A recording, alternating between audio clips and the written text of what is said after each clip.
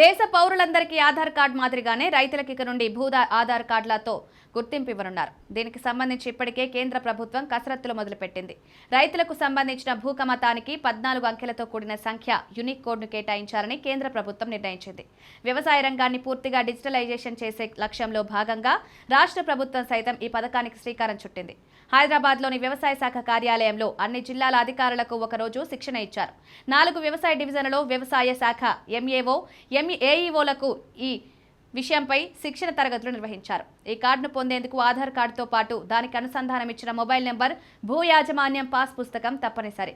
వీటి ఆధారంగా వ్యవసాయ విస్తరణ అధికారులు రైతులకు గుర్తింపు సంఖ్యను కేటాయిస్తారు. రాష్ట్ర ప్రభుత్వ పథకాలైన రైతు భరోసా, రుణమాఫీ తదితరులకు గుర్తింపు సంఖ్య ఎలాంటి సంబంధం ఉండదు. కేంద్ర ప్రభుత్వ పథకాలు మాత్రమే దీన్ని ప్రామాణికర తీసుకొని ఉన్నట్లు సమాచారం.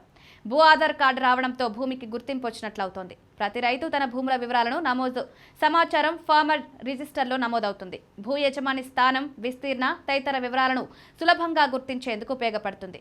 భూమి ఉపయోగాన్ని నిర్ధారించడం, అక్రమ కట్టడాలు నివారించడానికి ఉపయోగపడుతుంది.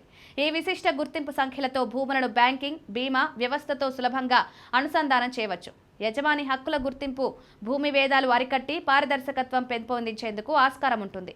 భూమి వివరాలు కూడా భద్రంగా దాచుకోవడానికి దోహదపడుతుంది. ఈ నెల 22న ఈ పథకం ప్రారంభం రోజు నుంచి కరీంనగర్ జిల్లాలో రైతుల వివరాలు నమోదు ప్రారంభిస్తారు.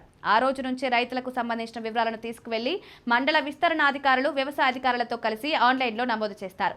వెంటనే రైతు ఫోన్కు 11 అంకెల ప్రత్యేక గుర్తింపు నెంబర్ వస్తుంది. చివరి తేదీ అంటూ ప్రస్తుతానికి ఏదీ లేదు.